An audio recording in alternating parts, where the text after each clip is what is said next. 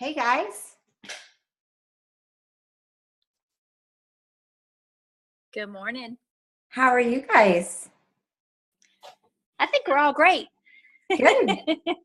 I'm speaking for everybody. Good. I'm glad everybody's great. All right. Well, we're going to get started this morning, and our topic this morning is overcoming objections.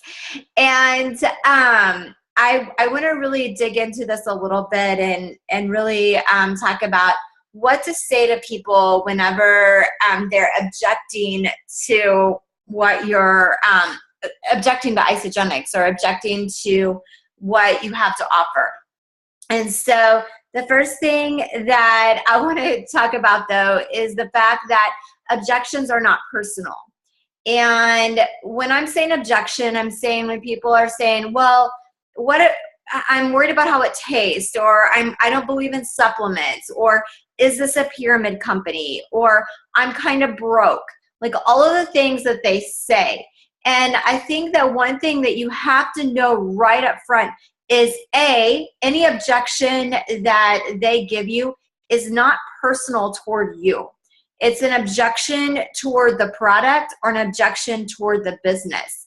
I think that the statement that I just made is probably the largest breaking point of most people in the network marketing industry, because they take objection personally.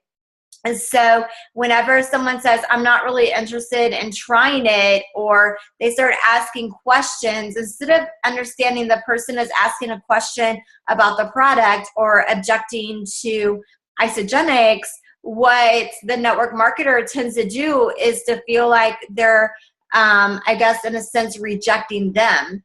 But that's not the case at all. And so you want to think of it a little bit like if you're at a restaurant and the waiter asks if you would like to start with a drink, and you say, I only want water.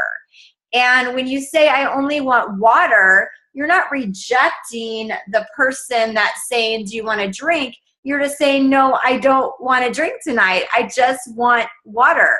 And it's really the same thing with Isagenix, but for some reason, we get our feathers all ruffled and we think that they don't like us, or we feel like they owe us or something like that. And that's just not the case. And so the one thing you want to know is when someone says no, or they reject you, or they object, it has nothing to do with you and everything to do with the company or with the product, or they don't understand. It's usually way more about them. And so you've got to learn to not take it personally. It's just like if there was a room full of people and you went through and you asked everyone if they wanted a piece of gum. Some people are going to say yes and some people are going to say no, but you don't get upset about it. But what I see happen sometimes in network marketing is you ask that friend, and then it's like they say no. A friend says yes, and you're on the ceiling excited. And then they say no, and you're on the floor like a cartoon character having to peel yourself off. And you just can't do that. You've got to just come to grips with, some people are going to say yes, some people are going to say no, some people are going to say not right now. And you're okay with all of it, because all you are is the connector. And as long as you continue to connect with enough people, somebody is going to say yes. And so objections are not personal. Now, the other thing that I want to really talk about is in overcoming objections, one thing that you want to do, and we've talked about this early on, is you want to get training with whoever your executive is. Guys, get training. I think that people try to do Isagenix, and I believe that overcoming objections and presentation, I do not believe it's taught. I believe it's caught. I will believe it until the day I die. I think you can watch 5 million podcasts, and I think that you can regurgitate the information from the podcast, but my goodness, you've got to get in the field with your executive and with your enrolling sponsor and learn how to do what they do. Take the time to do that. Be coachable enough. Be humble enough to look at, I need help. I don't feel bad saying that. I know that we've talked about this recently. I still, to this day, occasionally will ask Stevie or Hillary to do a call with me so that I can watch them do a call so that I stay sharp, so that I can hear something that they're doing different, so that I can make adjustments or tweaks to my own presentation. And so in overcoming objections, I believe that in an amazing presentation, that most of your objections will be overcome during the presentation.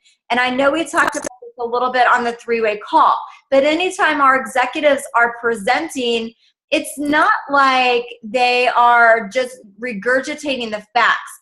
There's a reason why they're saying everything they're saying, and a reason why they're not saying some of the things that they're saying. Because if they say too much, they're going to lose the attention of the person, and some of the things that they're saying is on purpose to overcome the objection. So during the presentation, you can overcome most objections. People object about money.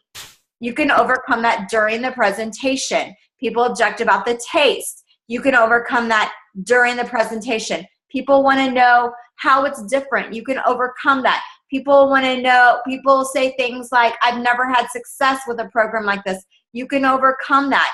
Most of the things that people object to can be overcome during the presentation. And if you overcome it during the presentation, prior to that person coming back and asking you a question, or prior to them objecting, then it's if Isagenix were a scoreboard, it was you 1 and them 0, because you overcame before they asked. And so it's like you struck first in a sense. And I know that's kind of a harsh way of saying it, but I'm just trying to convey that. And so the more objections you can overcome during the presentation, the more likely of getting that person closed even quicker. So I believe that most of the objections should be overcome during presentation. And we talked about that we've talked about that, I know, on some of these skill drill calls. So I believe that in overcoming the presentation and overcoming during the presentation, it's like you are honey and your prospects are bees. Because the more you can communicate effectively, then the more you're drawing them into you, which is what you want. And so in overcoming objections, I'm going to go back to this. Get your sponsor to do three-way calls with you. I even will tell you that I love the Zooms for a follow-up. I love the Zooms maybe for a certain purpose to try to get your numbers up. But the deal is this: when it comes to learning, you learn best by getting in the field with your executive and doing those three-way training calls. So you want to make sure that you're doing it. Now, what do people object to? Let me say one more thing before what do they object to. The other thing is when people are objecting, many times they're asking a question. And I believe that in life, and I know that in life, most people are either a negative processor or they're a positive processor. And I am an over-the-top positive processor. So if you were to say to me, Amy, I think we should go to Africa, like my mind initially goes to, yes, we should, and I'm going to buy this, and we're going to do that, and when can we go, and how can I raise the money? I'm a positive processor. If you said to my husband, let's go to Africa, he immediately, no kidding, goes to, okay, well, what kind of shots do we need? How much is that going to cost? Are we going to get trip insurance? How long is the flight? How are we going to get our Isagenix products over there? Like, he's a negative processor. So he's always looking at the details and what needs to be fixed. And so when you're giving information to people, people are either positive processors or they're negative processors. And when they're a negative processor and you start giving information, their objections sometimes can come across harsh, but they're not harsh. They're really just asking you a question. So they may say something like, I don't believe in, I've never really used supplements before. And all of a sudden we kind of want to get into our shell and we want to think, oh, they don't believe in supplements. Really, in all reality, if they're even saying that to you, they're more so asking the question of, why do you think I should use supplements? And so you want to be really careful in knowing that when you're talking, and a lot of people are negative processors. So sometimes when you're saying those things to them and they're making these statements, when they're making the statement, they're objecting. They're actually wanting you to figure out how to solve that problem for them. So solve that need, solve that hang up in their mind. So when my husband says to me, if I say to him, which I have said this, I want to go to Africa, he immediately says to me, okay, well, we have a wedding to pay for. We are buying a new car. The trip to Africa is $9,000. He's saying all this to me, but what he's really wanting is me to help him to overcome that. But when he says it, he just blurts it out. And so you've got to know that that's the case with a lot of people you're talking to. So I think sometimes what happens is overcoming objection is that negative processor will say to you, I don't use supplements, or it's too much money, or I don't have the extra money. When they're saying that to you, you want to ask more questions to figure out if they're interested. So a lot of times if someone is a negative processor and they're saying to me, it seems like a lot of money, I'll say to them, if you could figure out the money, would you want to do it? Or if you knew that supplementation would help your health, would you want to take the supplementation? So you want to ask them questions. Don't skirt the objections, but really ask them questions. Now, there are the same objections happen over and over. Money. People talk about money over and over. People talk about, are they going to be full? Are they still going to be hungry? People say, I don't believe in supplements. People will say, if I stop, am I going to gain back all my weights? People will say, is this a pyramid company? People will say, I don't want to sell anything. Does it taste gross? Do I have to work out? Does it have soy or unnatural things in it? Those are the type of things that they're going to be saying to you.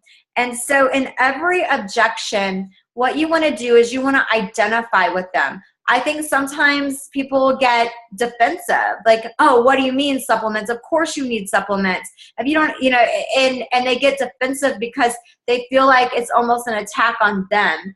The only thing I ever get defensive about is whenever this is a total tangent, but whenever I'm talking about the business and the person says, well, I put my family first. That is annoying to me. But other than that, I'm like, I put my family first too. But other than that, I'm really, I just try to roll with the punches when they're objecting and understand that it's not personal. So let's look at these a little bit.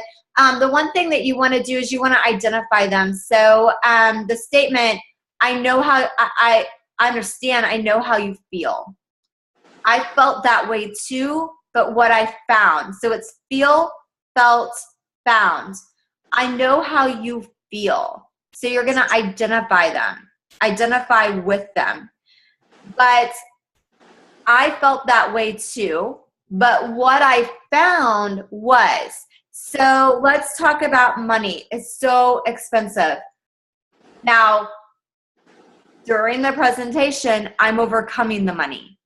And so it's very rare that I have the money objection, because during my presentation, I say, I didn't want to buy it. Shane still talks about it. I said to him, it's too expensive. I told him that on the way there. We are not spending $300 a month on supplements. That's not going to happen. I told him that on the way to the appointment. And so at the appointment, whenever Hillary was going over the prices, I was a little taken back. And Shane said, you're already spending that between McDonald's and Starbucks and Bread Co. And so he said that to me. And so then what I understood then was over time, we actually saved money. And so I say that during the presentation before the person even objects. Now, if somehow that fell through the cracks and that wasn't said, or they still come back and they talk about the money, you're going to identify with them. I know how you feel.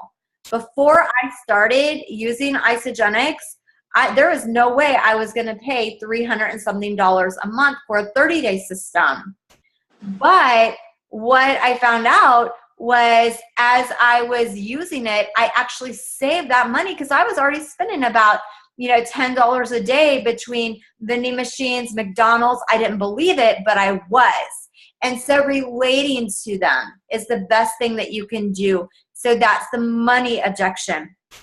A lot of times they'll say something like, well, every time I've tried these products before, or products like these before, I've been on them and then I go and I gain back the weight.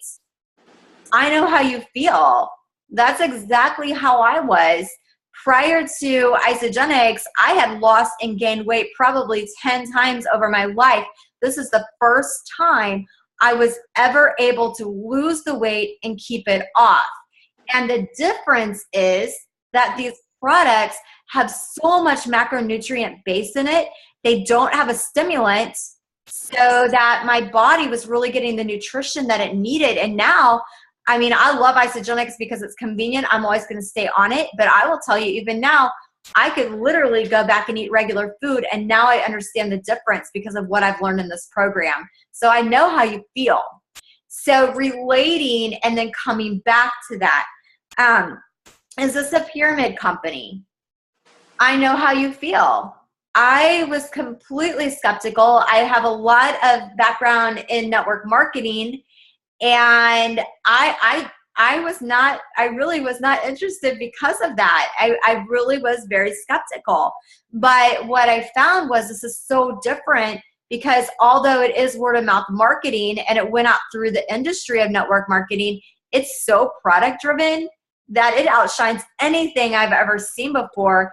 And literally, to me, it's the opposite of a pyramid company. Because, I mean, I used to be in a pyramid company. It's the opposite. And so it's just amazing. So, or with the pyramid company thing, you can also say, absolutely not. Those are illegal. And then I might say to them, what do you mean by a pyramid company? What do you mean? And typically they're going to say, oh, one of those things where the person on the top makes all the money. And I always go, oh, no way. This is totally opposite. It's so product driven anyway.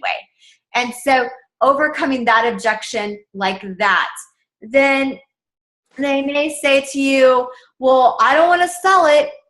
I know how you feel. Or I know exactly what you mean. I mean, I did want to sell it. So I have to say, I know exactly what you mean. 85% of the people on my team do not sell anything and don't want to sell anything. They're only using it to look better and feel better. So you are going to fit right in. That's perfect.